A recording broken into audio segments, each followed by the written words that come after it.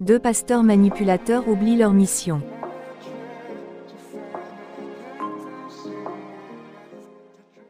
Mes frères et sœurs, souvenez-vous toujours que l'amour et l'égalité sont les piliers de notre foi. Nous devons accueillir chacun avec un cœur ouvert, sans juger ni exclure. Car, comme il a dit dans les Écritures, il n'y a ni juif ni grec, il n'y a ni esclave ni libre, il n'y a ni homme ni femme, car vous tous, vous êtes en Jésus-Christ. Allez en paix, aimez-vous les uns les autres, et que Dieu vous bénisse.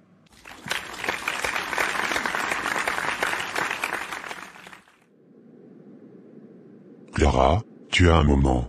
Oui, bien sûr, Peux-tu me retrouver à notre endroit habituel cet après-midi? bien sûr. À quelle heure? Vers 15 heures, ça te va? Parfait. À plus tard alors.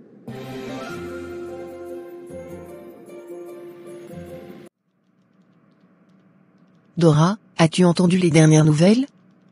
Selon les ragots de l'église, le fils du pasteur, Samuel, serait avec Clara. Vraiment? C'est surprenant. Mon père m'a toujours dit que, en tant que pasteur, si je me marie avec le fils du pasteur, ce serait mieux pour notre famille. Eh bien, il semblerait que Samuel soit déjà tombé amoureux d'une autre. C'est vraiment décevant. Et qui est cette fille? C'est Clara. Tu sais, elle fréquente l'école de l'État et vient d'une famille modeste. On dit qu'il ne faut juger personne, mais Thomas me ressemble beaucoup plus que cette pauvre fille. C'est peut-être la volonté de Dieu, Dora. Nous ne pouvons pas toujours comprendre ses plans. Dieu n'a rien à voir avec ça. C'est juste une pauvre opportuniste qui essaie de grimper dans l'échelle sociale. Samuel, je t'ai vu parler avec Clara après le service. Qu'est-ce que tu faisais? Papa, Clara est une amie. Nous parlions simplement. Une amie, dis-tu? Elle vient d'une famille pauvre, Samuel. Tu ne devrais pas la fréquenter. Papa, Clara est une personne merveilleuse. Peu importe d'où elle vient, je l'aime. Tu l'aimes? Notre famille ne peut se permettre de s'associer avec des gens comme elle. Pourquoi pas? Parce qu'elle n'est pas riche? C'est ça qui compte pour toi? Oui, c'est important. Nous avons une image à maintenir dans cette communauté. Une image. À l'église, tu fais semblant d'être pieux et généreux, mais à la maison, tu es un dictateur. Ne sois pas si dur, Clara est une bonne personne. Peut-être que Samuel voit en elle des qualités que nous ne voyons pas. Les pauvres croient toujours que Dieu intervient dans tout ce qu'ils font. C'est leur façon de justifier leur situation. Mais la réalité est différente. Nous savons ce qui est bon pour notre famille et notre communauté. Tu as peut-être raison sur certains points, mais n'oublie pas que l'amour est un sentiment puissant. Parfois, il transcende les différences sociales et économiques. Je ne dis pas que l'amour n'est pas important, mais il faut aussi être réaliste. Samuel et moi avons été élevés dans le même environnement, avec les mêmes valeurs. Nous comprenons ce que signifie être dans une famille de pasteurs. Je comprends ton point de vue, mais essaie de garder l'esprit ouvert. Dieu travaille de manière mystérieuse, et peut-être que cette relation a un but que nous ne voyons pas encore. C'est possible, mais je reste sceptique. Je pense que Clara voit une opportunité et l'exploite. Et je ne laisserai pas cela se produire sans dire quelque chose. Juste fais attention. La jalousie et le mépris peuvent souvent nuire plus qu'ils n'aident. Essaie de parler à Samuel ou même à Clara. Peut-être que tu comprendras mieux leur relation. Je parlerai à Samuel. Mais je ne m'attends pas à ce que cela change grand-chose. Certaines choses sont évidentes, et cette situation en fait partie. Très bien. Je prierai pour que tout se passe bien pour toi, Dora. David, qu'est-ce qui te préoccupe autant ces derniers temps? C'est juste. Je rêve parfois, tu sais, de pouvoir te donner tout ce que tu mérites. Ton père a des attentes élevées et je veux être à la hauteur. Tu es bien plus que ce que mon père voit en toi. Tu es une personne incroyable. Je veux être plus, je veux que Dieu me bénisse suffisamment pour que je puisse te donner tout ce que tu mérites. Les bénédictions de Dieu ne se mesurent pas seulement en biens matériels, tu le sais. Je le sais, mais j'ai ce rêve de pouvoir te montrer que je peux prendre soin de toi comme il se doit. Tu le fais déjà, tu es là pour moi, tu me soutiens, et c'est ça qui compte. Je veux être capable de plus. Je veux pouvoir t'offrir un avenir stable, où tu n'auras pas à te soucier de l'opinion de ton père. Tu oses me parler ainsi? Oui, j'ose. Tu parles d'amour et d'égalité, mais tout ce que tu fais, c'est nous dicter comment vivre. L'Église est mon business, Samuel. Et je ne laisserai rien ni personne ternir notre réputation. Peut-être que tu devrais te rappeler ce que signifie vraiment être un homme de foi, au lieu de te soucier de ton business. Je fais ce qu'il faut pour protéger cette famille et notre statut. Tu ne comprends pas les responsabilités qui viennent avec cela. Ce que je comprends, c'est que tu utilises la religion pour justifier ton besoin de contrôle. Clara et moi, nous nous aimons, et rien de ce que tu diras ne changera cela. Tant que tu vivras sous mon toit, tu suivras mes règles. Si tu continues à fréquenter cette fille, tu n'es plus le bienvenu ici. Alors peut-être que je devrais partir. Si c'est ce que tu veux, alors vas-y. Mais souviens-toi, l'Église et cette famille sont ma priorité. Je pensais que la famille devait passer avant tout.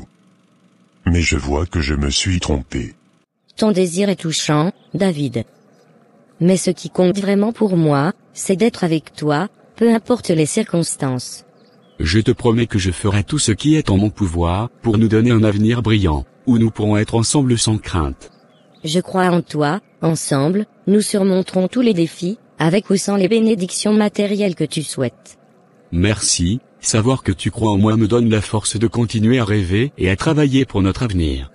Nous avons un amour solide, rien ne peut nous arrêter tant que nous sommes ensemble. Juliette, je pense vraiment que si Dora se marie avec Samuel, ce serait une opportunité incroyable pour notre Église.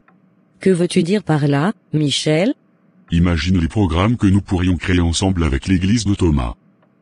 Des programmes qui attireront plus de fidèles, et par conséquent, plus d'offrandes. Nous pourrions financer des projets plus grands et améliorer notre infrastructure. Michel, entre toi et Pasteur Thomas, quand vous parlez, on dirait que vous gérez un business.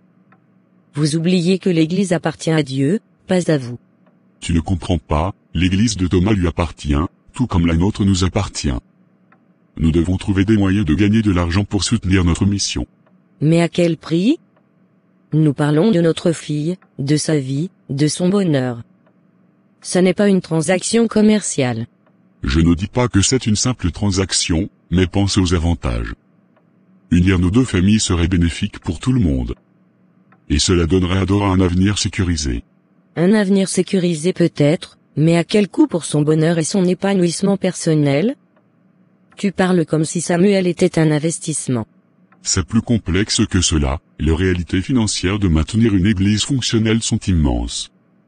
Si nous ne trouvons pas des moyens de financer nos activités, nous risquons de tout perdre. Thomas, tu sembles préoccupé. Qu'est-ce qui te tracasse?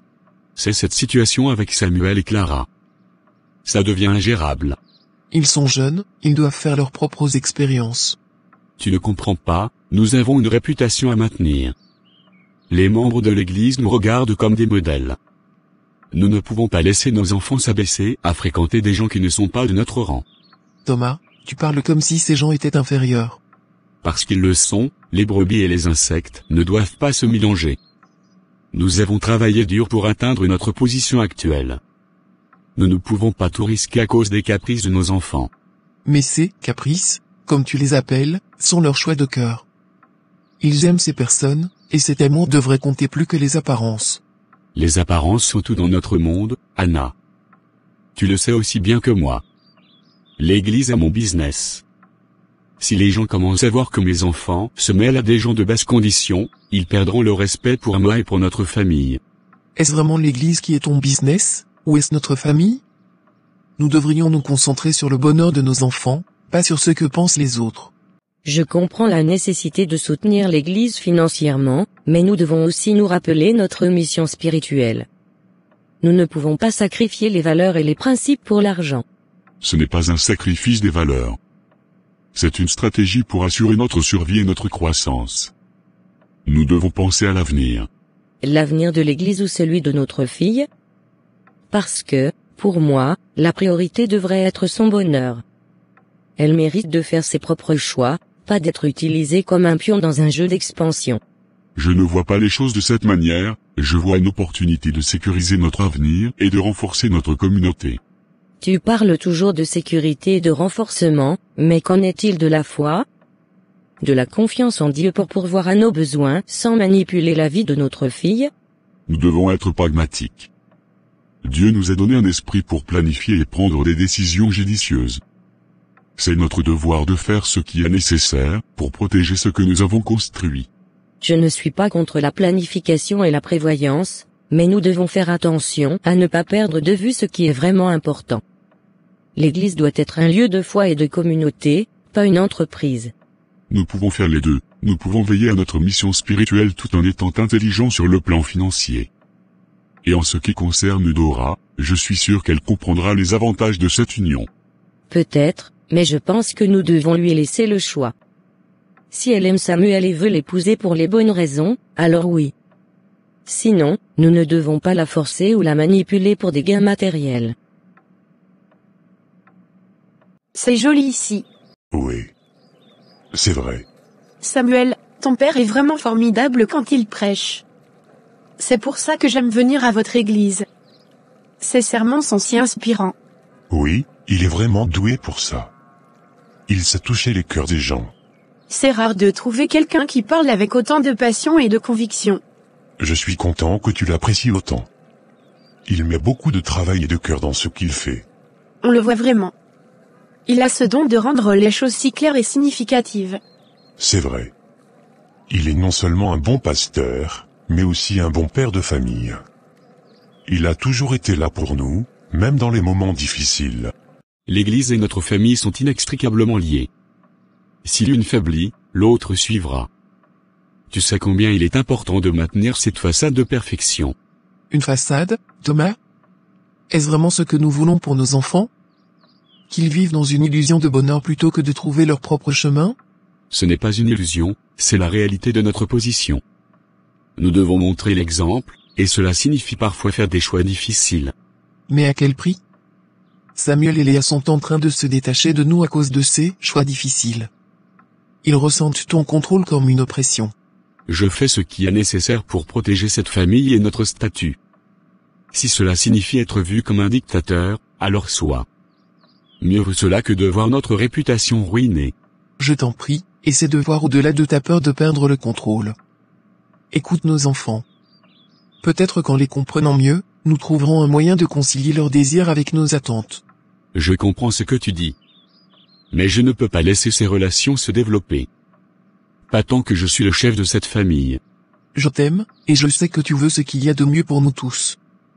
Mais rappelle-toi que l'amour et la compréhension doivent aussi guider tes décisions, pas seulement la peur de perdre ce que nous avons construit. Samuel, il y a quelque chose que j'aimerais te dire. Qu'est-ce que c'est? Si tu décides de m'épouser un jour, j'aimerais que ce soit ton père qui nous marie. Vraiment? Oui. Il a cette manière de parler de l'amour et de la foi qui est tellement inspirante. Ce serait un honneur pour moi d'avoir quelqu'un comme lui pour bénir notre union. Je comprends. Mon père a cette capacité à rendre les moments spéciaux encore plus significatifs. Ça me touche que tu ressentes ça. Il représente beaucoup pour moi, pas seulement comme pasteur, mais aussi comme un guide spirituel. Et je sais combien il compte pour toi. Clara aime vraiment notre père en tant que pasteur. Elle est très inspirée par ses sermons. C'est compréhensible. Il a ce don de toucher les cœurs quand il prêche. Mais elle ne sait pas à quel point il peut être difficile à la maison. C'est vrai. Elle ne sait pas s'il est un sadique ou juste très strict. Parfois, je me demande comment elle réagirait si elle voyait son autre visage. Notre père est un problème. En tant que pasteur, il devrait être plus spirituel, plus compatissant. Mais il semble tellement obsédé par l'argent et le statut. Oui, il nous force à envisager des mariages basés sur des considérations financières et sociales, plutôt que sur l'amour. C'est comme s'il traitait l'Église comme une entreprise. Il parle tout le temps de notre avenir financier, de comment nous devons maintenir notre statut. C'est tellement frustrant. C'est vrai. Il oublie que l'Église devrait être un lieu de foi et de communauté, pas un outil pour augmenter notre richesse. Émilie, j'ai quelque chose à te dire. Après mes études, je compte aller vivre en France avec Samuel. Nous avons parlé de nous marier et de commencer une nouvelle vie là-bas. Vraiment? C'est une grande décision, la France, ça a l'air merveilleux. Mais tu es sûr que Samuel est d'accord avec ça? Oui, nous en avons discuté plusieurs fois. Il est aussi excité que moi à l'idée de partir. Ce sera une nouvelle aventure pour nous. Je suis contente pour toi, mais j'ai entendu quelque chose récemment. Tu sais, les rumeurs circulent vite dans notre communauté. Qu'est-ce que tu as entendu? Apparemment, le pasteur Thomas veut que Samuel se marie avec la fille du pasteur Michel. Ils veulent unir leurs familles pour garder leur empire intact. Je ne crois pas à ces rumeurs. Samuel me dirait s'il y avait quelque chose d'aussi important. Nous sommes très proches. Et en tant que pasteur, il devrait incarner des valeurs spirituelles, pas matérialistes. Nous devrions pouvoir choisir nos partenaires pour les bonnes raisons, pas parce qu'ils conviennent à ses plans. Je suis d'accord. Nous devons trouver un moyen de lui faire comprendre cela. Nous ne pouvons pas continuer à vivre sous cette pression constante. C'est plus facile à dire qu'à faire. Il est tellement inflexible quand il s'agit de ses convictions. Je sais. Mais peut-être qu'en lui parlant ensemble, nous pourrions lui faire voir les choses différemment. Peut-être. Mais il faudra du temps et beaucoup de patience. En attendant, nous devons rester unis et nous soutenir mutuellement. Toujours, nous sommes dans ce combat ensemble. Et peu importe ce que notre père pense, nous devons suivre notre propre chemin. Peut-être, mais tu sais comment sont les hommes. Ils ne racontent jamais tout. Surtout quand il s'agit de choses compliquées comme ça. Je fais confiance à Samuel. S'il y avait quelque chose d'aussi sérieux, il m'en aurait parlé. Nous partageons tout. Je l'espère pour toi. Mais tu dois être préparé à l'idée que tout le monde n'est pas toujours honnête, même ceux qu'on aime. Je sais que Samuel est honnête avec moi. Nous avons nos rêves et nos plans. Rien ne pourra changer cela. Je comprends. Mais juste au cas où, peut-être devrais-tu parler directement avec lui de ce que j'ai entendu. Pour être sûr. C'est une bonne idée. Je ne veux pas laisser des rumeurs sans fondement nous affecter. Je vais lui en parler ce soir. Ça ne peut pas faire de mal de clarifier les choses. Et si tout va bien, alors tu n'auras plus à t'inquiéter. Merci, tu as raison. Il vaut mieux être prudente et s'assurer que tout est clair entre nous. Exactement. Et si jamais tu as besoin de parler ou de soutien, je suis là pour toi. Je sais, tu es une vraie amie. Merci de toujours être là pour moi. Quelques jours plus tard. Mes chers frères et sœurs, je vous remercie d'être venus ce soir. Nous avons beaucoup à discuter concernant notre Église bien-aimée. Ce soir, nous avons une cause très particulière.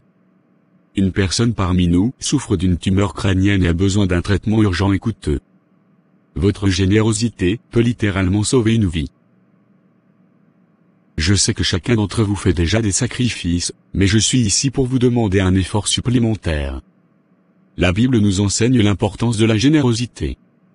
Dans 2 Corinthiens 9, 6-7, il est dit, que chacun donne comme il l'a résolu en son cœur, sans tristesse ni contrainte, car Dieu aime celui qui donne avec joie.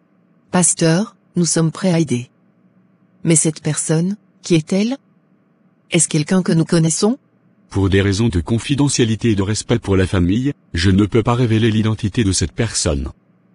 Mais je vous assure que votre aide ira directement à cette cause urgente et noble. Nous avons toujours cru en votre leadership et en votre intégrité, Pasteur Thomas. Si vous dites que c'est nécessaire, nous ferons ce qu'il faut.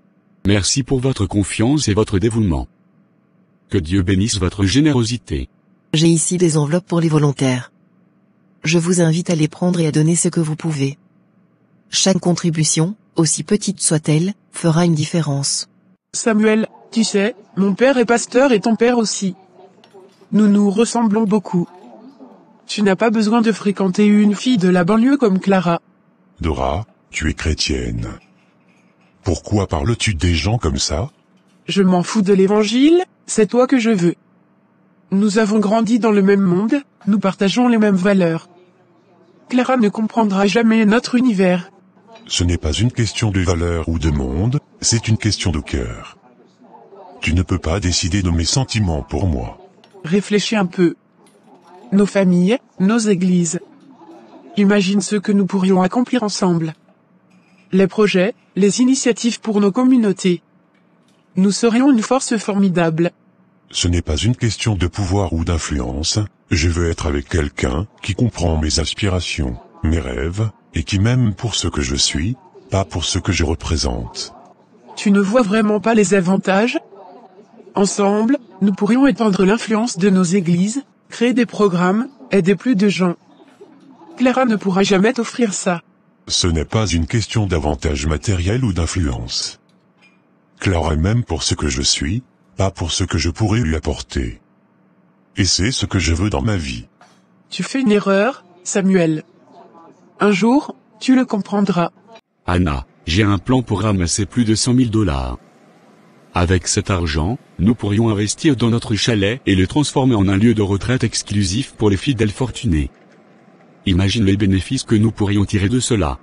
Thomas, tu sais comment convaincre les fidèles, mais je n'aime pas trop cela. Utiliser l'argent des offrandes pour nos projets personnels. Cela ne me semble pas juste. Tu dois comprendre que c'est pour notre avenir. Nous avons travaillé dur pour construire cette église et notre réputation. Il est temps que nous en récoltions les fruits. Pense à notre famille, à nos enfants. Ne méritent-ils pas le meilleur? Je suis ton épouse et je te soutiendrai toujours, mais je ne peux m'empêcher de ressentir une certaine culpabilité. L'église est censée être un lieu de refuge, de spiritualité, pas un business. L'église est notre moyen de devenir milliardaire, imagine ce que nous pourrions faire avec cet argent. Des voyages, des propriétés, une vie sans soucis financiers. Nous pourrions même investir dans des œuvres caritatives pour redorer notre image. Tout le monde y gagnerait. Je comprends tes ambitions, mais n'oublie pas pourquoi nous avons commencé ce voyage. L'église appartient à Dieu, pas à nous. Utiliser l'argent des fidèles pour des projets personnels me semble aller à l'encontre de nos principes. Tu ne vois pas le tableau d'ensemble? Si nous investissons intelligemment, nous pourrons multiplier cet argent et redonner encore plus à l'église. Nous pourrions construire des écoles, des hôpitaux, des centres communautaires. Mais pour cela, il nous faut des fonds, et beaucoup de fonds.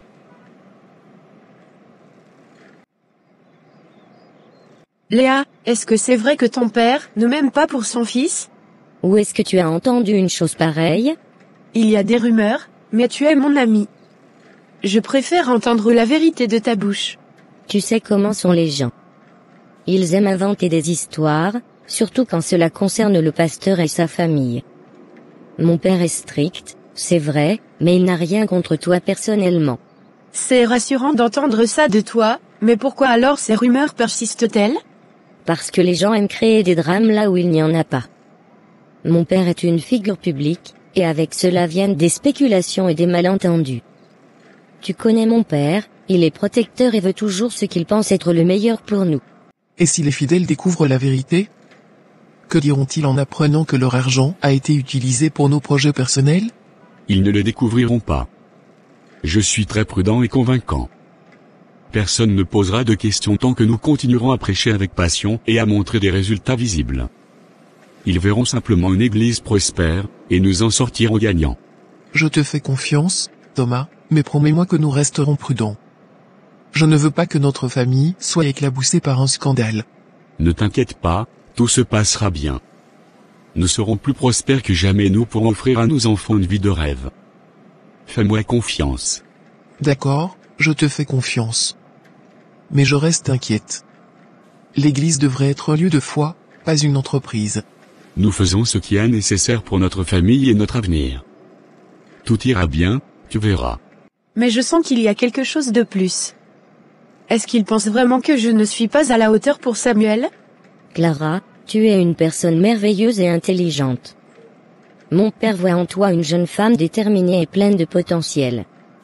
Les rumeurs ne sont que des bruits de fond, sans importance. Il sait que Samuel t'apprécie et il respecte ses choix. Mais pourquoi n'ai-je jamais ressenti cette approbation de sa part? Chaque fois que je suis près de lui, je sens une certaine distance. Mon père est souvent distant avec tout le monde. C'est sa façon d'être, surtout quand il s'agit de protéger sa famille et son église. Ne prends pas cela personnellement. Il a besoin de temps pour s'habituer à l'idée que Samuel puisse trouver quelqu'un de spécial. J'espère vraiment que c'est le cas. Je ne veux pas être une source de conflit entre Samuel et son père. Tu ne le seras pas. Donne-lui du temps. Continue de montrer qui tu es vraiment, et il finira par voir en toi la personne exceptionnelle que tu es. Merci, tes mots me rassurent beaucoup. J'avais peur que notre amitié soit mise en danger à cause de tout ça. Ne t'inquiète pas, notre amitié est solide. Et je suis sûr que, avec le temps, tout s'arrangera. Mon père finira par comprendre et accepter ce que Samuel ressent pour toi.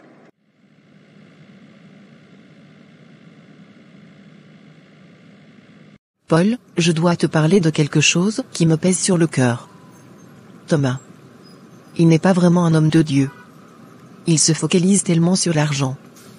Et pire encore, il conseille aux gens de l'église de se marier entre eux, mais il ne veut pas que ses enfants fréquentent les gens de l'église.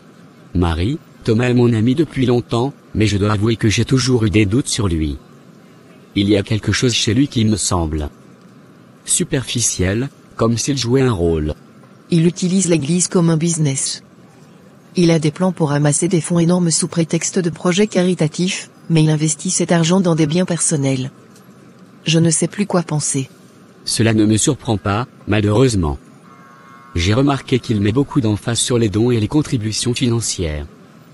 Et cette obsession pour les mariages arrangés au sein de l'église. Cela me paraît suspect. C'est comme s'il essayait de contrôler tout et tout le monde. Exactement. Il conseille aux membres de l'église de se marier entre eux pour renforcer leur communauté, mais il refuse catégoriquement que nos enfants fréquentent qui que ce soit de l'église. Il dit que les brebis et les insectes ne doivent pas se mélanger. C'est vraiment hypocrite, s'il ne suit pas lui-même les conseils qu'il donne aux autres, alors il ne pratique pas ce qu'il prêche. Cela met en danger la crédibilité de toute notre communauté. Salut David. Comment ça va? Salut Émilie. Ça va bien, merci. Et toi? Je vais bien. Tu sembles pressé, qu'est-ce qui se passe? En fait, j'ai un rendez-vous important. Je vais rencontrer 2 personnes qui vendent des voitures. Elles ne sont pas neuves, mais elles sont réparables. Je pense que c'est une bonne opportunité pour moi de démarrer mon propre business. C'est super intéressant, David. Comment ça va fonctionner exactement? L'idée est d'acheter ces voitures à un prix bas, de les réparer et ensuite de les revendre. Cela pourrait être le début de ma propre compagnie de taxi. J'ai toujours rêvé de posséder mon propre business, et c'est une bonne manière de commencer petit. Ça semble être une excellente idée. Tu as déjà de l'expérience en mécanique, non? Oui, j'ai travaillé comme mécanicien pendant quelques années avant de devenir chauffeur de taxi.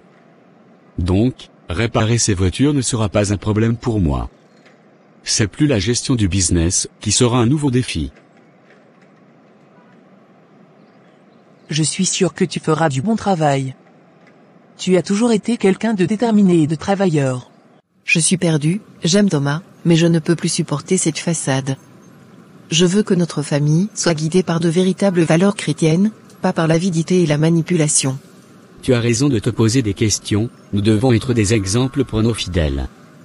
Si Thomas continue sur cette voie, il pourrait causer beaucoup de tort, non seulement à votre famille, mais aussi à toute la congrégation. Que dois-je faire? Je ne veux pas provoquer de conflit, mais je ne peux plus rester silencieuse. Nous devons être prudents. Parler ouvertement à Thomas pourrait le mettre sur la défensive, mais peut-être pouvons-nous essayer de l'amener à voir les erreurs de ses voies de manière subtile. Encourager des discussions sur l'intégrité et les vraies valeurs chrétiennes lors de nos réunions pourrait être un bon début. Je vais essayer, mais ce ne sera pas facile. Thomas est très sûr de lui et il déteste qu'on remette en question ses décisions. Je serai là pour te soutenir, et si les choses deviennent trop difficiles, nous devrons peut-être envisager d'impliquer d'autres membres de l'Église pour aider à guider Thomas sur le bon chemin. Merci, ça fait du bien de savoir que je ne suis pas seule dans cette épreuve. Merci, Émilie. Ton soutien compte beaucoup pour moi. J'espère vraiment que ça marchera. Si je réussis, cela me permettra de réaliser d'autres projets que j'ai en tête. Comme quoi, par exemple? Eh bien, j'aimerais pouvoir offrir des services de taxi de qualité à des prix abordables, pour aider la communauté. De plus, avec une compagnie de taxi bien établie, je pourrais embaucher d'autres chauffeurs et créer des emplois. Et sur un plan plus personnel, ça me permettrait de prouver à Léa et à sa famille que je suis digne de leur confiance. C'est un très beau projet, je suis sûr que Léa sera fière de toi. Tu es un homme bon et tu mérites de réussir. J'espère vraiment que tout se passera bien. Je dois y aller maintenant, je ne veux pas être en retard pour ce rendez-vous. Bien sûr, ne te laisse pas distraire par mes bavardages. Bonne chance, David. Et tiens-moi au courant de comment ça se passe. 1 heure de temps après. Papa, je dois te parler. J'ai découvert quelque chose d'inquiétant dans les comptes de l'église. Qu'est-ce que tu racontes, Samuel? Ces transactions, ces transferts de fonds de l'église vers des comptes personnels. Tu les as utilisés pour des investissements privés. Comment as-tu pu faire ça? Samuel, tu ne comprends pas. Cette église, elle m'appartient. J'ai consacré ma vie à elle. Si j'utilise les fonds pour investir, c'est pour assurer notre avenir. Pour assurer ton avenir. Peut-être, mais je ne porterai jamais ce fardeau en suivant tes pas. Je trouverai ma propre voie, une voie qui respecte vraiment les valeurs que tu prétends prêcher. Ce n'est pas juste. Ces fonds sont destinés à aider notre communauté, pas à remplir nos poches. Les fidèles ont confiance en toi. Ils croient que leur argent va à une bonne cause.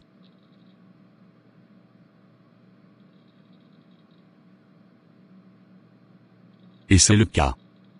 Une partie de cet argent est réinvestie dans l'église, pour la maintenir et la faire grandir. Le reste, je l'utilise pour nous, pour que nous puissions vivre sans souci. Papa, tu parles comme si l'église était ton entreprise personnelle. Tu es un pasteur, pas un homme d'affaires. Tu dois être un modèle de probité et de foi, pas un manipulateur. Samuel, je fais ce qu'il faut pour protéger notre famille. Tu es trop naïf pour comprendre comment le monde fonctionne. Cette église est mon travail, mon business. Sans ces investissements, nous serions à la merci des caprices du destin. Dora, ma chérie, tu as l'air soucieuse. Que se passe-t-il? Maman, c'est Samuel. Il ne m'aime pas. Je sais, ma fille. Ton père voulait absolument que tu sois avec Samuel, mais moi, je crois que Dieu a un plan pour chacun de nous. Mais pourquoi papa est-il si obsédé par cette union? Samuel ne ressent rien pour moi, et moi, je me sens perdu. Ton père pense que cette union renforcerait notre position sociale et financière. Il croit que cela apporterait prospérité et stabilité à notre famille. Mais il oublie une chose essentielle. Quoi donc, maman? Il oublie la gloire de Dieu. Où est-elle dans tout ça? Où est l'amour, la foi, la véritable connexion spirituelle? L'argent ne peut pas tout acheter, et certainement pas l'amour et le respect que Dieu attend de nous. Ce n'est pas une excuse pour trahir la confiance de ceux qui nous soutiennent. Ils méritent mieux que ça. Nous méritons mieux que ça. Tu penses que tu connais mieux que moi ce qui est bon pour cette famille? Tu es encore jeune et idéaliste. Quand tu auras plus de responsabilités, tu comprendras. Non, papa. Je ne veux pas comprendre ce genre de compromis. Je veux croire que nous pouvons être honnêtes et réussir sans manipuler et trahir les gens. Je refuse de devenir comme toi. Très bien. Mais sache une chose, Samuel. Cette église, tout ce que nous avons, c'est grâce à moi. Tu n'as pas le droit de juger mes décisions tant que tu n'as pas porté ce fardeau toi-même. Je t'avais suggéré récemment de créer une 20aine de bourses pour les enfants de l'église. Il y a des parents ici qui travaillent matin, midi et soir pour subvenir aux besoins de leur famille et qui soutiennent l'église avec tout ce qu'ils ont. Ces parents méritent qu'on les aide, qu'on leur donne une chance de voir leurs enfants réussir. Entre chrétiens, il faut s'entraider. Je sais que c'est important de prendre soin de notre famille et cela nous touche beaucoup, mais il faut aussi que tu penses à aider les fidèles de l'église. C'est grâce à eux que tu peux avoir tous ces moyens. Si, par exemple, tu amasses 100 000 $, tu pourrais en investir 20 000 dans des bourses d'études pour ces enfants. Il y a des gens ici qui nous aident avec tout ce qu'ils peuvent. Certains cuisinent pour les activités de l'église, d'autres offrent leur temps et leur énergie pour porter l'église. Ils méritent que leurs enfants aient une chance d'accéder à une meilleure éducation. Tu ne comprends pas, chaque décision que je prends est pour le bien de cette famille. Ce n'est pas le message que tu prêches à l'église, papa. Les fidèles doivent voir la gloire de Dieu à travers nos actions, pas seulement te voir utiliser les ressources de l'église pour des intérêts privés. Nous devons montrer l'exemple. Cette église est mon business, tout ce que je fais est pour notre sécurité et notre avenir. Si tu n'es pas capable de comprendre cela, alors tu n'es pas prêt à porter ce fardeau. Alors pourquoi papa ne le voit-il pas? Parce que ton père est aveuglé par l'ambition et la peur de perdre ce qu'il a construit. Il a oublié que notre véritable trésor se trouve dans notre foi et notre relation avec Dieu. Mais moi, que dois-je faire? Je ne veux pas être malheureuse toute ma vie. Écoute ton cœur, ma fille. Prie pour guidance et confiance en Dieu. Il te montrera le chemin. Peut-être que Samuel n'est pas celui que Dieu a choisi pour toi. Mais papa? Que vais-je lui dire? Dis-lui la vérité. Que tu ne peux pas suivre un chemin que Dieu n'a pas tracé pour toi. Il finira par comprendre, même si c'est difficile. Et moi, je serai toujours là pour te soutenir. Merci, maman. Tu m'aides à voir les choses plus clairement. C'est ce que les mères font, ma chérie. Nous sommes ici pour vous guider et vous soutenir. Fais confiance à Dieu, et tout ira bien. Vous semblez préoccupé. Que puis-je faire pour vous aider? Paul, je suis venu vous voir parce que je ne sais plus vers qui me tourner. J'ai des doutes, des peurs. Et je ne peux plus les garder pour moi. Dites-moi tout, je suis là pour vous écouter. C'est Thomas. Je crains qu'il ne soit plus vraiment un homme de Dieu. Il se focalise tellement sur l'argent, sur le pouvoir, qu'il en oublie notre mission spirituelle. J'ai peur pour notre famille, pour notre âme. Anna, je comprends votre inquiétude. Mais pouvez-vous être plus précise? Qu'est-ce qui vous fait dire cela? Thomas détourne des fonds de l'église pour des investissements personnels. Il utilise l'église comme une entreprise, et non comme un lieu de culte. Il pousse nos enfants à se marier pour des raisons financières, pas par amour ou par foi. Cela me terrifie. Avez-vous parlé de vos craintes avec lui? Oui, plusieurs fois. Mais il me dit que c'est pour notre sécurité, pour notre avenir. Il refuse d'écouter mes préoccupations. Et plus le temps passe, plus je sens que je perds ma propre foi. Anna, votre foi est mise à l'épreuve, c'est indéniable. Mais vous devez vous rappeler que Dieu voit tout et connaît le cœur de chacun. Il sait ce que vous ressentez et il est là pour vous guider. Léa, il faut qu'on parle. Qu'est-ce qui se passe, papa? C'est à propos de David. Cette relation doit cesser immédiatement. Pourquoi? David est un homme bon, il m'aime vraiment. Ce n'est pas une question de ses qualités personnelles. Il ne fait pas partie de notre monde. Tu sais très bien que je veux ce qu'il y a de mieux pour toi. Et tu penses que ce qu'il y a de mieux, c'est quelqu'un de riche? C'est plus que ça. Nous avons une image à maintenir. Les gens de l'église nous regardent, ils s'attendent à ce que nous soyons des exemples. David ne correspond pas à ce modèle. Tu parles comme si notre famille était au-dessus des autres. C'est injuste. Tu prêches l'amour et l'égalité chaque dimanche, mais tu ne les appliques même pas à ta propre famille. Écoute-moi bien. Si tu ne romps pas avec David, je serai obligé de te renier. Cette relation met en péril tout ce que j'ai construit. Mais que dois-je faire? Comment puis-je aider Thomas à retrouver le bon chemin? Mais que dois-je faire? Comment puis-je aider Thomas à retrouver le bon chemin?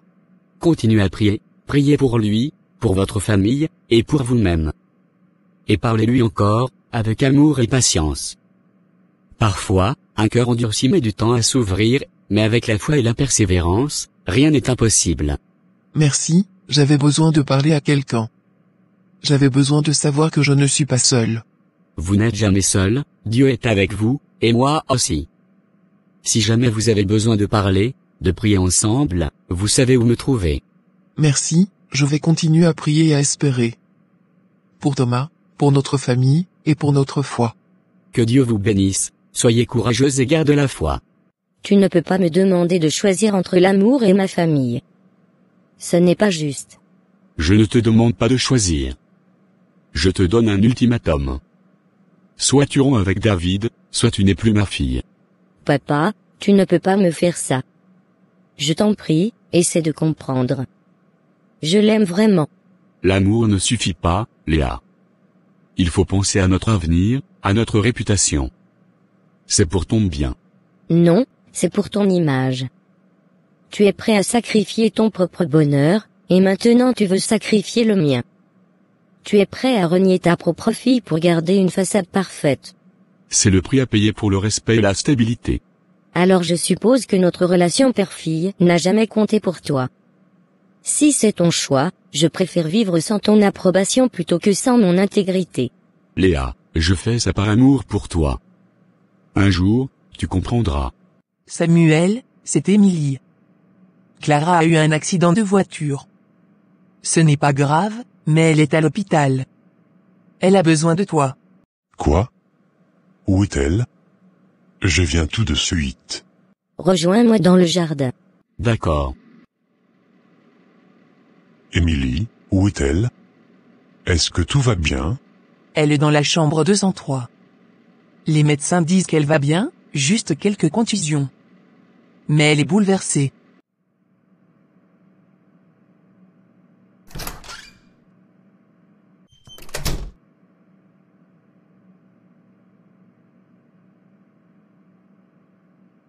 Clara, mon amour, comment te sens-tu? Samuel, je suis désolée. Je ne voulais pas te causer d'inquiétude. Ne t'inquiète pas pour ça. L'important, c'est que tu ailles bien. Que s'est-il passé? Une voiture m'a coupé la route. Je n'ai pas pu l'éviter. Les médecins disent qu'elle peut sortir demain. Mais elle a besoin de repos. Clara, je veux être là pour toi. Mais si je reste, tout le monde sera pour nous. Samuel, je ne veux pas que tu sacrifies tout pour moi. Mais j'ai besoin de toi en ce moment. Alors qu'il en soit ainsi. J'en ai assez de vivre dans le secret. Je vais rester à tes côtés, peu importe ce que cela signifie. Tu es sûr? Ton père. Il va réagir très mal. Je m'en fiche. Clara est plus importante que tout le reste. Si mon père ne peut pas comprendre ça, alors tant pis. Je suis heureuse que tu sois là pour elle, Clara a de la chance de t'avoir.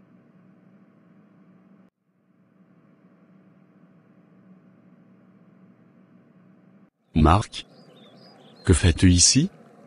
Cela fait longtemps. En effet, Thomas. Mais je n'ai pas fait tout ce chemin pour des retrouvailles amicales. Que veux-tu dire? Je vais être direct. Je sais ce que tu as fait il y a des années à la campagne. Ce vol, ces fonds que tu as détournés. J'ai toutes les preuves. Tu bluffes. Tu n'as rien. Oh, j'ai tout ce qu'il faut pour te faire tomber. Témoignages, documents, preuves accablantes. Tout. Et je suis prêt à les utiliser. Que veux-tu? De l'argent? Exactement. Je veux 500 000 $. Si tu ne me donnes pas cette somme, je m'assurerai que tout le monde sache ce que tu as fait. Tu es fou. Je ne peux pas te donner autant d'argent. David, je n'en peux plus. La pression familiale est insupportable. Il faut qu'on s'en aille, qu'on trouve un endroit où on peut être libre. Léa, je comprends ta frustration. Mais je suis un homme de Dieu, et je travaille dur pour bâtir notre avenir. Aujourd'hui, j'ai trouvé un investisseur. Dans 3 mois, nous ouvrirons notre propre business de taxi. C'est merveilleux, mais je ne peux plus rester ici. Chaque jour est un combat, et je sens que je vais craquer. Je ne fuis pas devant les problèmes. En tant qu'homme de Dieu, je les affronte avec foi et persévérance. Nous devons être forts. Je te promets que tout ira bien, que notre amour et notre travail acharné nous permettront de surmonter ces épreuves. Mais comment puis-je supporter tout ça encore 3 mois? Reste avec moi. Fais-moi confiance. Je sais que ce n'est pas facile, mais Dieu est avec nous. Nous devons garder la foi et continuer à avancer. Quand notre business sera lancé, nous pourrons enfin vivre notre vie comme nous l'entendons, loin de toute cette pression. Je veux y croire, je veux croire que nous pouvons y arriver ensemble. nous y arriverons, ensemble, nous sommes plus forts. Accroche-toi à cette pensée et garde espoir. Je suis là pour toi, et je ne laisserai rien ni personne nous séparer. D'accord, je te fais confiance. Nous affronterons ces épreuves ensemble et nous construirons notre avenir. Exactement. Ensemble, nous pouvons tout surmonter. Allez, viens. Allons prier et demander à Dieu de nous donner la force et la patience dont nous avons besoin. Tu trouveras un moyen. Tu as toujours été très ingénieux pour amasser de l'argent, n'est-ce pas? Écoute, Marc. Ce que tu demandes est impossible. Je ne peux pas te donner cet argent sans éveiller des soupçons. C'est ton problème, pas le mien. Tu as une semaine pour trouver l'argent. Sinon, ta carrière, ta réputation, ta vie entière vont s'effondrer. Il doit y avoir une autre solution. Nous étions amis autrefois. Tu ne peux pas me faire ça. Les temps changent, et les amis aussi. Tu as une semaine. Pas un jour de plus.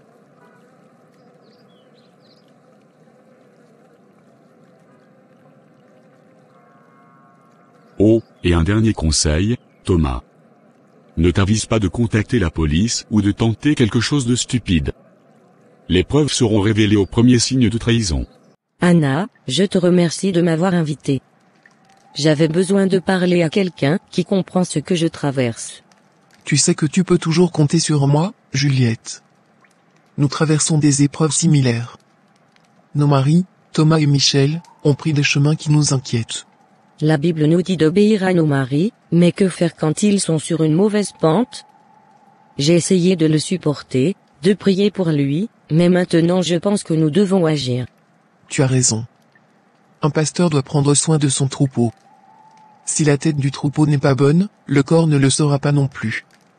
Nous avons une responsabilité en tant que compagne et mère, envers nos enfants et les fidèles. Nous sommes leurs compagnes, leurs aides. Si nos maris dérivent, c'est à nous de les remettre sur le bon chemin. La Bible nous enseigne aussi le devoir de réprimander avec amour et de guider ceux qui s'égarent. Exactement. Nous ne pouvons pas rester passives. Nos maris sont humains, tout comme nous. Ils peuvent se tromper, et c'est notre devoir de les aider à voir leurs erreurs. Nos enfants et les fidèles de l'Église comptent sur nous. Nous devons nous rappeler que l'Église est une communauté, une famille. Si le leadership n'est pas en accord avec les enseignements de Dieu, cela affecte tout le monde. Thomas et Michel doivent comprendre que leur rôle est avant tout spirituel, pas financier.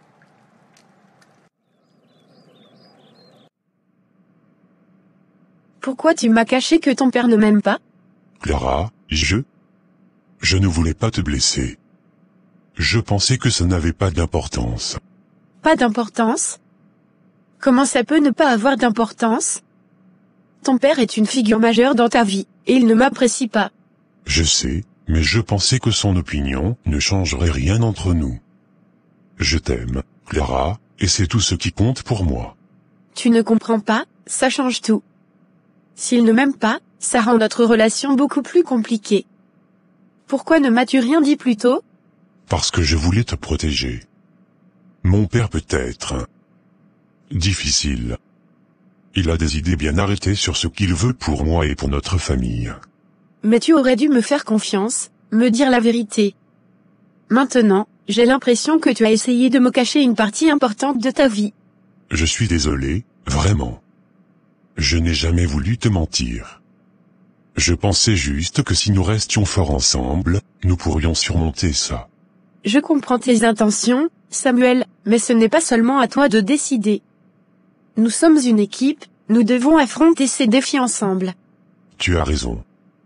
À partir de maintenant, je te promets de tout te dire, de ne plus rien cacher. Nous trouverons une solution, ensemble. Merci, j'ai besoin de savoir que je peux te faire confiance, surtout dans des moments comme celui-ci. Samuel embrasse la main de Clara, déterminé à ne plus rien cacher. Oui, et c'est notre rôle de leur rappeler cette vérité. Thomas parle souvent de la prospérité de l'Église comme s'il gérait une entreprise. Cela me fait peur pour notre avenir spirituel. Michel aussi est obsédé par l'argent. Il pense que la richesse matérielle est un signe de bénédiction divine, mais il oublie que l'humilité et le service des intéressés sont au cœur du message de Christ. Nous devons être fortes, pour nos maris, pour nos enfants, pour notre communauté. Nous devons trouver un moyen de les confronter avec amour et fermeté. Je suis prête à faire ce qu'il faut. Peut-être devrions-nous organiser une rencontre avec eux, en présence de nos anciens de l'Église, pour leur faire comprendre nos préoccupations. C'est une excellente idée. Nous pourrions préparer des passages de la Bible qui parlent de leadership spirituel et de l'importance de servir plutôt que de dominer. Et nous devons prier ensemble, demander à Dieu de nous donner la sagesse et la force nécessaires pour cette confrontation. Nous ne sommes pas seuls dans cette bataille. Non, nous ne sommes pas seuls. Dieu est avec nous, et ensemble, nous pouvons faire une différence. Nos maris ont besoin de nous, même s'ils ne le réalisent pas encore. Oui, et avec l'aide de Dieu, nous les ramènerons sur le bon chemin. Pour le bien de nos familles et de notre Église. I've been looking for that special one. Je ne comprends pas pourquoi nous sommes ici, tous les quatre. Que se passe-t-il? Oui, c'est inhabituel. Qu'avez-vous de si important à nous dire? Il y a 17 ans, nous étions tous pauvres. Nous avons prié ensemble, travaillé dur, et Dieu nous a bénis. Nous avons décidé d'aider les pauvres, et en retour, Dieu nous a donné 2 églises extraordinaires. Mais Anna et moi avons remarqué quelque chose d'inquiétant. Vous, messieurs, avez oublié notre mission initiale. Nous avons beaucoup d'argent maintenant, et c'est une bénédiction. Mais nous devons aider les gens, comme promis. Nous aidons les gens avec des prières et autres actions spirituelles. Et je trouve que c'est suffisant. Nous faisons déjà beaucoup. Le plus gros problème des chrétiens aujourd'hui, c'est le manque d'entraide. Par exemple, il faut créer des bourses d'études pour que nos jeunes n'aient pas de mauvaises intentions. Ils n'auront pas besoin d'aller faire des choses malhonnêtes avec des gens malhonnêtes. Nous pouvons aussi créer des emplois et bien d'autres choses pour nos fidèles. De cette façon, ils n'auront pas de mauvaises idées ni l'envie de faire des choses qui vont à l'encontre de leurs âmes. Nous avons toujours fait de notre mieux pour guider et aider notre communauté. Mais vous parlez de mesures qui nécessitent des ressources importantes. Nous devons aussi penser à la stabilité financière de nos églises. Dieu nous a bénis abondamment. La stabilité financière ne devrait pas être notre seule préoccupation. Nous devons utiliser sa bénédiction pour aider ceux qui sont dans le besoin. L'évangile est clair. Nous devons nous entraider, partager nos ressources et notre amour. Si nous ne le faisons pas, nous manquons à notre mission en tant que chrétiens. Je comprends ce que vous dites, mais il faut aussi être réaliste. Nous ne pouvons pas résoudre tous les problèmes du monde. Non, mais nous pouvons commencer quelque part. Si nous faisons notre part, d'autres suivront. Nous devons montrer l'exemple. Pensez à nos jeunes. Si nous investissons en eux, nous investissons dans l'avenir de notre Église et de notre communauté. Ils deviendront des leaders, des exemples à suivre. Peut-être avez-vous raison. Nous avons été bénis, et nous devons partager cette bénédiction. Exactement. Et en aidant nos fidèles, nous renforçons notre communauté. Nous montrons l'amour de Dieu à travers nos actions, pas seulement nos paroles. D'accord, mais comment proposons-nous de mettre cela en pratique? Nous pouvons commencer par des bourses d'études, comme je l'ai dit. Ensuite, nous pourrions créer des programmes de formation et des emplois. Il y a tellement de choses que nous pouvons faire. Et nous devons impliquer toute la communauté. Plus nous serons nombreux à participer, plus notre impact sera grand. Très bien. Commençons par élaborer un plan. Nous pouvons réunir un comité pour discuter de ces initiatives. Oui, et nous devons prier pour la guidance de Dieu dans chaque étape. Merci. Ensemble, nous pouvons accomplir de grandes choses. Et nous serons fidèles à notre mission, en aidant ceux qui en ont besoin et en montrant l'amour de Dieu à travers nos actions. Anna, il faut que je te parle. Hier, quelqu'un est venu me menacer. Il dit que j'avais volé, et il exige $500 000. J'ai pris conscience que je suis un pasteur malhonnête. Thomas, c'est une accusation grave. Mais je suis contente que tu en prennes conscience. Le succès a peut-être fait oublier d'où nous venons, mais il n'est jamais trop tard pour réparer ses erreurs. C'est pourquoi j'ai besoin de tes conseils. Je veux réparer mes erreurs, redresser la situation. J'ai oublié nos valeurs et c'est pourquoi nous avons prié et travaillé. la première chose à faire est de revenir à l'essentiel, à nos valeurs. Nous devons aider ceux qui en ont besoin, comme nous l'avions promis. Et cela commence par être honnête et transparent avec notre communauté. Tu as raison. Mais il y a autre chose. Nos enfants. Je dois les laisser faire leur propre choix. J'ai été trop strict, trop focalisé sur des choses matérielles. Oui, en tant que parents, nous devons veiller sur nos enfants, mais aussi leur laisser la liberté de choisir leur propre voie. Leur bonheur doit être notre priorité. J'ai agi de manière égoïste et autoritaire. Je voulais contrôler trop de choses. J'ai oublié de leur faire confiance, et de leur montrer l'amour et le soutien dont ils ont besoin. Ce qui compte, c'est que tu en prends conscience maintenant. Nous avons l'opportunité de changer les choses, de faire mieux. Ensemble, nous pouvons redresser la situation. Merci, ta sagesse et ta patience m'ont toujours guidé. Je promets de faire de mon mieux pour réparer mes erreurs, et de redevenir l'homme et le pasteur que j'étais censé être. Nous traverserons cela ensemble, comme nous l'avons toujours fait.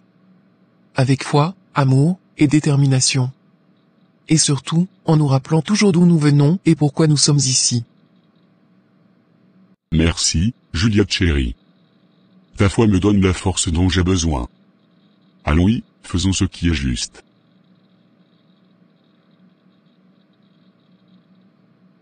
Quelques heures plus tard. Mes chers frères et sœurs, merci d'être venus aujourd'hui. J'ai convoqué cette réunion pour vous parler ouvertement et vous présenter mes excuses. Après beaucoup de réflexions et de prières, j'ai réalisé que j'avais été un brebis égaré. J'ai pris des décisions égoïstes et négligé mes responsabilités envers vous tous. Je reconnais mes erreurs, et je suis ici pour vous promettre que je vais les réparer. Pour commencer, je vais créer 2 entreprises destinées à nos jeunes et aussi les membres de l'Église. La première sera une fabrique de vêtements que nous pourrons exporter à l'étranger. Cela permettra de créer des emplois et de donner une chance à nos jeunes de se former et de prospérer. La seconde entreprise sera spécialisée dans les produits technologiques. Nous vivons dans une époque où la technologie est cruciale, et je veux que notre communauté ne soit pas laissée pour compte. De plus, je m'engage à ouvrir une école pour nos enfants. Une école où ils pourront recevoir une éducation de qualité tout en restant ancrés dans nos valeurs chrétiennes. J'ai déjà contacté mon comptable, et les processus vont commencer cette semaine. Ce ne sont pas des paroles en l'air, mais des actions concrètes, que je suis déterminé à réaliser pour le bien de notre communauté. Pasteur Thomas, au nom de tous les membres de notre Église, je tiens à dire que cette initiative est une bénédiction pour nous tous. En tant que chrétiens, nous devons tous collaborer et rester soudés. C'est en nous aidant les uns les autres, que nous reflétons vraiment l'amour de Dieu. Marie, je suis profondément touché par tes paroles. Je souhaite que tu fasses partie de l'équipe qui nous aidera à réaliser ces projets. Ton dévouement, ta foi et ta sagesse seront inestimables pour nous. Merci, je suis honoré par cette responsabilité. Ensemble, nous ferons de grandes choses pour notre communauté. Nous montrerons que la foi n'est pas seulement une question de prière, mais aussi d'action. C'est exact, nous avons tous une mission, et je suis déterminé à ce que notre Église devienne un exemple d'entraide et de solidarité. Avec l'aide de Dieu, nous réaliserons ces projets et transformerons la vie de nombreux fidèles.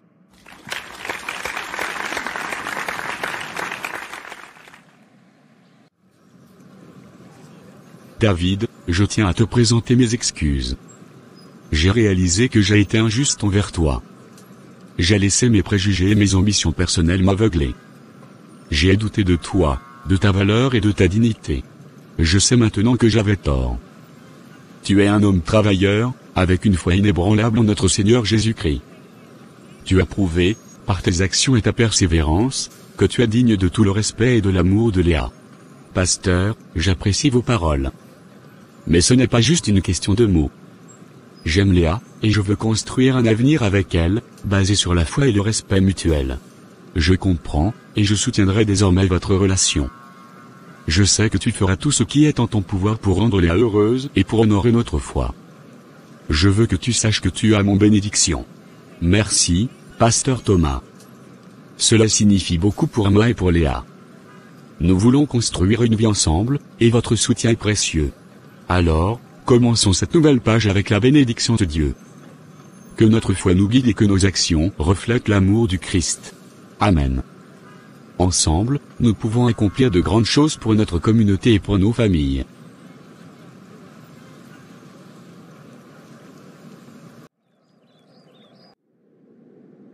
Samuel, Clara, merci de me rejoindre ici. J'ai quelque chose d'important à vous dire. Qu'est-ce qui se passe, papa? J'ai beaucoup réfléchi ces derniers temps. J'ai réalisé que j'ai été injuste et sévère envers vous deux, en particulier envers toi, Clara. Clara, je tiens à te présenter mes excuses. J'ai jugé sans connaître, j'ai douté de toi et de ta valeur. J'ai laissé mes propres préjugés influencer mon jugement, et je reconnais que j'avais tort. Merci, pasteur Thomas. Cela signifie beaucoup pour moi. Et toi, Samuel, je sais que mes actions t'ont blessé. J'ai été trop concentré sur mes propres ambitions et mes peurs, et j'ai oublié ce qui est vraiment important, l'amour, le respect et la foi. Je suis désolé de t'avoir mis dans cette situation. Merci, papa. Je sais que ce n'est pas facile pour toi de dire tout ça. Je vous promets, à tous les deux, que je vais faire de mon mieux pour vous soutenir. Clara, je sais maintenant que tu es une personne formidable, avec une foi profonde et une grande force intérieure. Et Samuel, je suis fier de toi et de tes choix.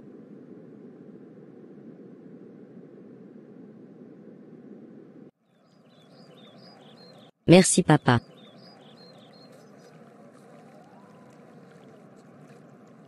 Cette histoire nous enseigne des leçons profondes sur la nature humaine, la foi et la rédemption. À travers les épreuves et les conflits, nous avons vu comment les préjugés et les ambitions personnelles peuvent obscurcir notre jugement et créer des barrières entre nous et ceux que nous aimons. Thomas, en particulier, a dû affronter ses propres erreurs et ses actions égoïstes pour finalement comprendre la véritable essence de son rôle en tant que pasteur et père. L'histoire met en lumière l'importance de l'humilité et de la réconciliation. Thomas a appris que l'autorité spirituelle ne doit jamais être utilisée pour contrôler ou juger, mais pour guider avec compassion et intégrité. Les relations familiales et communautaires prospèrent lorsque nous mettons de côté nos préjugés et ouvrons nos cœurs à l'amour et à la compréhension mutuelle. En fin de compte, cette histoire nous rappelle que, malgré nos erreurs, nous avons tous la capacité de changer et de grandir. Le pardon, la communication honnête et la volonté de corriger nos fautes peuvent nous conduire à un chemin de rédemption. En nous engageant à aider les autres et à rester fidèles à nos valeurs spirituelles, nous pouvons bâtir une communauté plus forte et plus unie, où chacun trouve sa place et son soutien. Que cette histoire inspire chacun de nous à être plus compatissants, à reconnaître nos erreurs et à toujours chercher à améliorer nos relations avec les autres, en accord avec les principes de notre foi. Seigneur Dieu Tout-Puissant, nous nous prosternons devant ta majesté avec des cœurs pleins de gratitude et d'humilité. Nous reconnaissons ta grandeur et ta bonté infinie, et nous te louons pour ta miséricorde et ta grâce qui se renouvellent chaque jour. Tu es le Créateur de toutes choses, le Roi des rois et le Seigneur des seigneurs. Nous venons à toi avec des cœurs ouverts, cherchant ta face et implorant ta miséricorde. Père céleste, nous te remercions pour le don précieux de la vie et pour chaque jour que tu nous accordes. Nous te remercions pour ton amour inconditionnel, manifesté à travers ton Fils bien-aimé, Jésus-Christ, qui a donné sa vie pour nous sauver. Par sa mort et sa résurrection, nous avons été rachetés et réconciliés avec toi. Nous te remercions pour ce sacrifice ultime, qui nous a libérés du péché et de la mort. Seigneur Jésus, nous te remercions pour ta présence constante dans nos vies. Tu es notre guide, notre consolateur et notre ami fidèle. Nous te prions de continuer à nous diriger sur le chemin de la justice et de la vérité. Aide-nous à vivre chaque jour un reflet de ton amour et de ta compassion. Que nos actions, nos paroles et nos pensées soient toujours en accord avec ta volonté. Père, nous te demandons pardon pour nos péchés. Nous reconnaissons que nous avons souvent manqué à tes commandements et à ta parole. Pardonne-nous nos fautes, nos manquements et nos égarements. Purifie nos cœurs et renouvelle en nous un esprit droit. Donne-nous la force de nous détourner du mal et de suivre le chemin de la justice. Seigneur, nous te prions pour nos familles et nos proches. Bénis-les, protège-les et guide-les. Nous te prions spécialement pour ceux qui sont dans la détresse, la maladie ou la souffrance. Étends ta main de guérison et de réconfort sur eux. Que ta paix, qui dépasse toute compréhension, remplisse leur cœur et leurs esprits. Nous te prions pour notre communauté et notre Église. Que ton Esprit Saint nous unisse dans l'amour et la solidarité. Aide-nous à être des témoins fidèles de ton amour et de ta grâce. Que notre Église soit un phare de lumière et d'espoir pour ceux qui sont perdus et dans le besoin. Donne-nous la sagesse et la compassion pour aider et soutenir nos frères et sœurs en Christ. Seigneur, nous te prions pour les dirigeants de notre pays et du monde entier. Donne-leur la sagesse, la justice et le discernement dans leurs décisions. Qu'ils gouvernent avec intégrité et compassion, cherchant toujours le bien-être de tous les peuples. Père, nous te prions pour nos projets et nos aspirations. Guide-nous dans nos entreprises et nos efforts. Que tout ce que nous faisons soit pour ta gloire et conformément à ta volonté. Donne-nous la persévérance et la foi pour surmonter les défis et les obstacles. Aide-nous à rester fermes dans notre foi, même face aux épreuves. Seigneur Jésus, nous te prions de nous remplir de ton Esprit Saint. Renouvelle en nous ta paix, ta joie et ton amour. Que ta présence soit notre force et notre refuge en tout temps. Aide-nous à demeurer en toi, comme tu demeures en nous. Que nos vies soient des témoignages vivants de ta grâce et de ton amour. Père, nous te remercions pour toutes tes bénédictions, visibles et invisibles. Nous te remercions pour ta fidélité et ton amour immuable. Nous te prions de continuer à nous guider et à nous protéger. Que ta lumière brille toujours sur notre chemin, nous conduisant vers ton royaume éternel. Nous prions tout cela au nom puissant de Jésus-Christ, notre Seigneur et Sauveur. Amen.